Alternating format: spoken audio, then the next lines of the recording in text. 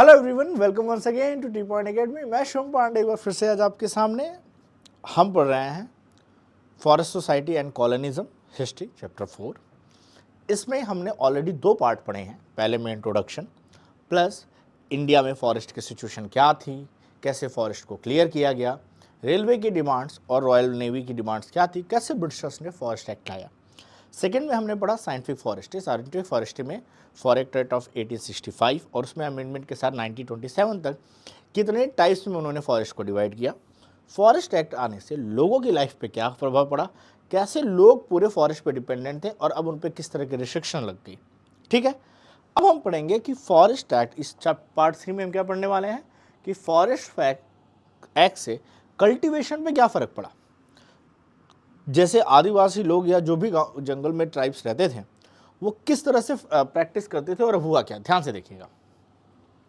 One of the major impacts of European colonialism on the practice of shifting cultivation, इसी को Sweden cultivation भी कहते हैं। इसके बहुत सारे नाम आज हम पढ़ने वाले हैं, आप उसमें से 2-4 याद जरूर रखिएगा, पूछ लिया जाता है। इसी को इंडिया में झूम कल्टीवेशन कहा जाता है, झूम की खेती, झूम कल्टीवेशन। ठीक है, so this is a traditional agriculture जो कि प्रैक्टिस किया जाता था many part of Asia, Africa and south America. ऐसा नहीं था, पूरे वर्ल्ड में जहां भी ट्राइब्स थे वो इसी तरह की प्रैक्टिस करते थे, तो इसमें कोई नई बात नहीं थी। ठीक है, it has many local names, जैसे लैडिंग इन साउथ ईस्ट एशिया में इसको लैडिंग कहते हैं, मिल्पा कहते हैं सेंट्रल अमेरिका में। ये एमसीक्यूज में कभी कभी ये मिल्पा वाला क्वेश्चन पूछा गया है कि मिल्पा क्या है, कहाँ पे कहते हैं। चिटमैन और टैवी in Africa and चेना in Sri Lanka. Plus India में हर एक ट्राइब्स, हर एक लोकेलिटी में इसका नाम अलग है। धाया, पेंडा, बेवर, नेवदा, झूम, पोड्डू, खंडाद एंड कुमरी, इस तरह के कुछ लोकल टर्म्स है, लेकिन कहने का मतलब ये सारे टर्म्स एक ही चीज़ को रिप्रेजेंट करते हैं, जो है शिफ्टिंग कल्टीवेशन।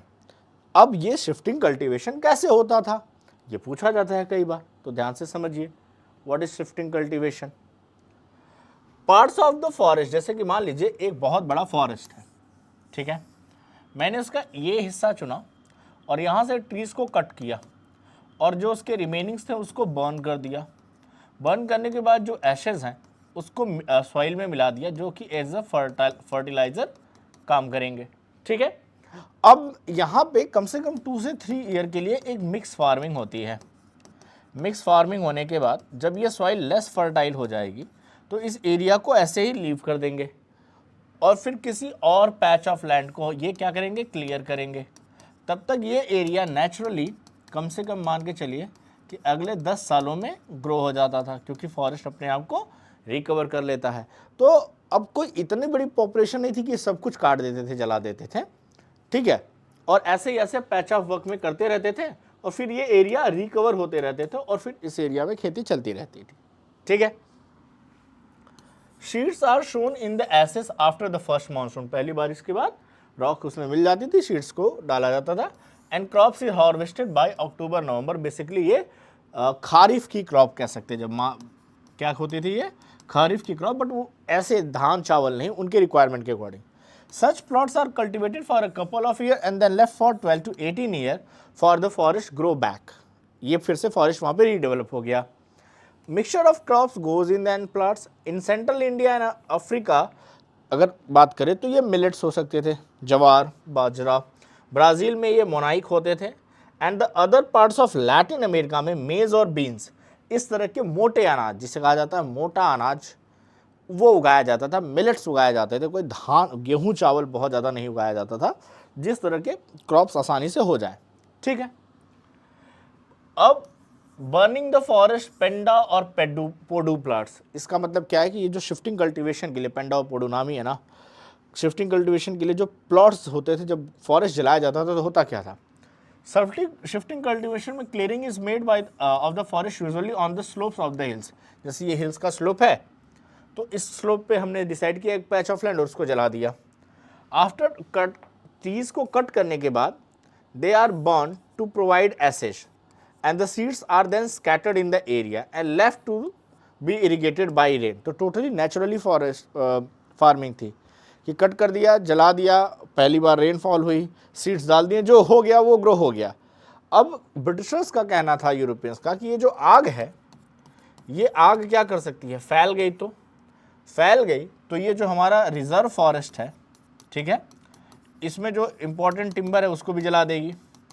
दूसरा, ये कोई फिक्स लैंड है नहीं, जब फिक्स लैंड है नहीं तो फिक्स कल्टीवेशन नहीं है, जब फिक्स कल्टीवेशन नहीं है तो टैक्स कैसे लगाएं। अगर ये यही कंफर्म होता कि इसी पीस ऑफ लैंड को ये बार बार काम करेंगे तो हम इस पर टैक्स ले पाते हैं, तो टैक्स कैलकुलेट नहीं कर पाते थे, तो इनका डबल घाटा जाता था। तो इन्होंने कहा एक काम करो, इसको बंद करो। शिफ्टिंग कल्टीवेशन लगभग में ऑल ओवर द वर्ल्ड धीरे धीरे बंद हो गई है। तो European foresters regard this practice as a harmful for the forest. They felt that the land which has been used for cultivation for few years could not reach to for the railway timber, कि अगर यहाँ पे 2-3 साल के लिए खेती कर देते तो उसकी फर्टिलिटी कम हो जाती है। अब 10 से 12 साल हमें वेट करना पड़ेगा, तो हम उस लैंड पे पहले तो टिम्बर नहीं उगा पाएंगे, तो लैंड का लॉस है। दूसरा, जब ये बर्न किए जाते हैं तो ये एक डेंजर क्रिएट करते हैं कि फ्लेम्स स्प्रेड और बर्निंग द वैल्यूएबल टिम्बर, उसको ना जला दें। Shifting cultivation also made it harder for the government to calculate taxes, इसीलिए शिफ्टिंग कल्टीवेशन को क्या कर दिया गया, बैन कर दिया गया। तो what were the reason that they ban the shifting cultivation, तो आपके पास ये रहा आंसर। ये एक परफेक्ट आंसर है, आप 3 मार्क्स में लिख सकते हैं कि ये रीजंस थे कि हमने शिफ्टिंग कल्टीवेशन को बैन किया उन्होंने। पहला, उस पर टैक्स कलेक्ट करना मुश्किल। दूसरा, वहाँ पे दोबारा टिम्बर उगाना मुश्किल। तीसरा प्रॉब्लम ये थी कि इस पर फ्लेम्स लग गए, आग लग गई तो उनका वैल्यूएबल टिम्बर जल जाएगा। तो ये सारे रीज़न दिए गए यूरोपियंस के थ्रू कि हम इसको बैन करते हैं। अब कोई चीज़ अगर आप बैन करते हो तो उसका कुछ रिजल्ट होगा। बहुत सारी कम्युनिटीज़ को वहाँ से फोर्सफुली डिस्प्लेस किया गया उनके होम से, एंड सम कुछ तो उन्होंने अपना ऑक्यूपेशन चेंज कर लिया टाइम के साथ कि चलो भाई अब फॉरेस्ट रिलेटेड ऑक्यूपेशन तो नहीं चलेगा। While some resisted through the large and small rebellion भी हुए। रिबल में ब्रिटिशर्स ने उसको ईजिली सप्रेस किया, उसके बारे में हम पढ़ेंगे। अब सवाल है कि हु कुड हंट, कल्टीवेशन का तो हो गया, हमने क्या देख लिया, कल्टीवेशन का तो हो गया कि खेती कौन करेगा, शिकार कौन करेगा, क्योंकि हंटर्स, गैदर्स, हर्डर्स तरह के ट्राइब्स होते थे। अगर आप देखें तो अर्लीस्ट हंटर्स एक बड़े से मैमल को, हाथी को मार के गिराया है, अब ये इसी को फीड करेंगे, ठीक है। इनका क्या होगा, इतने बड़े हाथी को जो मारने का इरादा रखते थे, हंटिंग का क्या हुआ। अब हंटिंग क्या हंटर्स के लिए जीने का तरीका रह गया या इसको गेम में कन्वर्ट कर दिया गया, ज़रा देखा जाए तो ये बहुत इंपॉर्टेंट है। नए फॉरेस्ट लॉ ने फॉरेस्ट ड्वेलर्स के लिए बहुत सारी तकलीफ़ें क्रिएट की। Before the forest law many people who lived near the forest has survived by the hunting deer, partridges और वेराइटी ऑफ स्मॉल एनिमल्स को अपनी ज़रूरत के हिसाब से मारते थे, ऐसा नहीं कि मास किलिंग करके बेचते थे। This customary practice was prohibited by the forest law. अब ये कस्टम फॉरेस्ट लॉ ने बैन किया, कहा ये भी सरकार की प्रॉपर्टी है तो सरकार बताएगी कि क्या करना है। तो हुआ क्या, those who were caught hunting, उनको पनिश किया जाता था कि शिकार, पोचिंग का मतलब होता है शिकार करना। आज भी इंडिया में हंटिंग बैन है, पकड़े जाने पे होता है, बाकी इंटरनली सब चलता है। अब अगर आप ध्यान से देखिए तो ये सारी फोटोज़ में ये क्या दिख रहे हैं, टाइगर्स, क्योंकि इंडिया को टाइगर्स का गढ़ माना जाता था। ये सारे क्या हैं, टाइगर्स। तो इंडिया जो है टाइगर्स का और लेपर्ड्स का, लायन का तो कम, लेकिन टाइगर्स और लेपर्ड इंडिया में वर्ल्ड में सबसे ज़्यादा इंडिया में पाए जाते थे। घने जंगल थे, उनके पास एक बहुत बड़ा इलाका था। While the forest law deprived people of their customary rights to hunt, hunting is a big game become a sport. Okay, तो जो कस्टमरी, तो क्या हुआ, जो डिप्राइव्ड सेक्शन के लोग थे, छोटे जात तबके के लोग थे जिनके पास पैसा नहीं था, उनके लिए तो हंटिंग बैन हो गई। लेकिन जो रॉयल लोग थे उन्होंने हंटिंग को एक गेम बना दिया। अब वही हंटर्स रॉयल लोगों के लिए सारा सेटअप लगाते थे, उनके लिए पूरा ट्रेस करते थे एनिमल्स को और पूरा सेटअप लगा देते। फिर रॉयल लोग एक बंदूक निकालते थे और दूर से गोली मारते थे, कहते थे या मैंने शिकार किया है, मैंने शेर मार दिया, चीते मार दिए। तो यही हाल हुआ यहाँ पे। In India hunting of tigers and the other animal had been part of the culture of the court and nobility for the countries. तो राजा महाराजा और ब्रिटिशर्स के लिए इंडिया एक बहुत बड़ा हंटिंग का प्लेस बना, और ब्रिटिशर्स ने इस गेम को, और पहले भी हंटिंग करते थे लेकिन ब्रिटिशर्स ने इस गेम को और ज़्यादा बढ़ाया चढ़ाया। क्यों? क्योंकि इसी बहाने राजाओं को वो बिजी रखते थे और प्रजा से चीज़ें वसूलते थे। तो उनको राजाओं को उलझाने में राजा होते ही ऐसे थे, उनको बस अपने सुख सुविधा से मतलब है, बाकी जनता के साथ आप जो करो। तो वही हुआ। Many Mughal paintings show that princes and emperors enjoy hunting, but under colonial rule, the scale of hunting increased to such an extent that various species become almost extinct.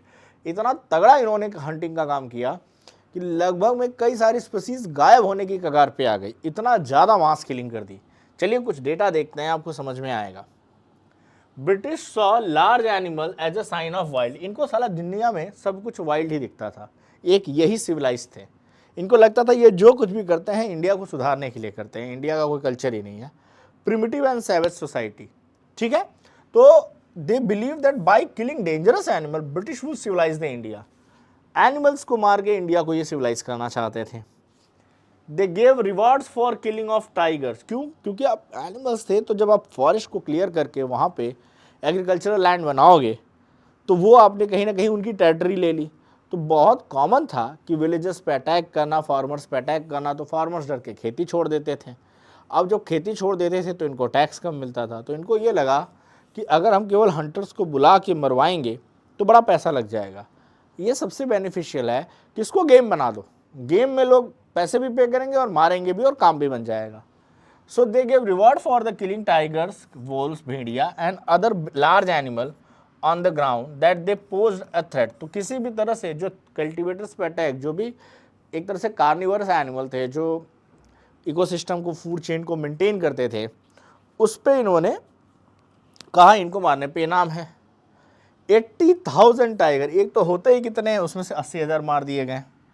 1.5 lakh leopard and 2 lakh से ज़्यादा वोल्स। मतलब India में भेड़ियों, leopards और tigers की आबादी को सफा चट कर दिया गया। किल्ड फॉर द रिवॉर्ड केवल 50 साल में। 50 साल में वो भी एनिमल ये इतने फुर्तीले होते हैं कि इनको पाना मुश्किल होता है, उनको घेर के मार डाला। Gradually the tiger came to be seen as a sporting trophy. Tigers को मारना एक स्पोर्टिंग ट्रॉफी के बराबर थी। तो ये देख सकते हैं, you can see everyone. The Maharaja of Surguja alone shot 1157 tigers and 2000 leopard. 1957 तक, आज़ादी के बाद तक, जब तक फॉरेस्ट लॉ आए नहीं, लोगों ने इस पर सवाल नहीं उठाए, ब्रिटिश चले गए, लेकिन इनका राजशाही खेल जारी था। अब ब्रिटिश एडमिनिस्ट्रेटर जॉर्ज यूल ने अकेले 400 टाइगर मारे। Initially creation area of forest, और कई बार तो फॉरेस्ट में स्पेसिफिक एरिया बोल दिया कि ये एरिया हंटिंग के लिए है, यहीं शिकार को लाओ, यहाँ के सारे एनिमल्स को मारा जाएगा, उन एरियाज़ में और कोई काम नहीं होगा। तो इस तरह से फॉरेस्ट का हाल हुआ। ओनली मच लैटर, बहुत देर बाद, जब मतलब लगभग में एक्सटिंक्ट हो गए, environmentalist and conservatives began to argue that all this species of animal को प्रोटेक्ट करना है, मारना नहीं है। लेकिन जब मर गए तब इन लोगों को याद आया। तो इस तरह से आप देख सकते हैं, ये देखिए 1 2 3 4 5 6 7 8 8 टाइगर तो यहीं पड़े हैं। फोटो खिंचवाना। Lord Reading hunting in Nepal. Count the dead tigers in the photo. When British colonial officials and Raja went for hunting, they were accompanied by the whole retinue of servants. Servants का एक group होता था, सारा काम servants ही करते थे, सारा risk वही उठाते थे। Usually the tracking was done by the skilled villager hunters and the Sahib simply fired the shot. फिर साहिब आते थे, शॉट मारते थे और आगे टाइगर्स के फोटो खिंचवाते थे। सारी मेहनत की गई इसके थ्रू गई। ये इनके सारे के सारे वर्कर्स हैं, और साहिब आए ब्रिटिश ऑफिसर्स के साथ, एक गन ली और फ़ोटो खिंचवा ली, और फिर इसको बड़ी से पेंटिंग लगा के वॉल पे टांगते थे कि हमने क्या मारे हैं, टाइगर्स मारे हैं। तो अब हमारे पास कुछ क्वेश्चंस हैं, हम इस कुछ क्वेश्चन को स्टार्ट करते हैं, क्योंकि जब आपने कोई टॉपिक पढ़ा है तो उसके क्वेश्चन आंसर्स करना ज़रूरी है। Assertion, scientific forestry was implemented during the colonial period of India. बात सही है। Reason, policies of the British aim to increase forest cover and protect natural resources. Reason गलत है, वो कहीं भी नेचुरल रिसोर्सेज को प्रोटेक्ट नहीं करना चाहते थे, वो टिम्बर उगाना चाहते थे। तो क्या कहेंगे, assertion is correct but reason is incorrect, option number C. चलिए, Indian forest service was set up in 1865। ठीक है, याद रखिएगा, ये ईयर मैंने कहा एमसीक्यूज में पूछा जाएगा तो इंपॉर्टेंट है। आते हैं, the South east Asia shifting agriculture was known as, देखिए मिल्पा तो नहीं कहते हैं, मिल्पा सेंट्रल अमेरिका का हो गया,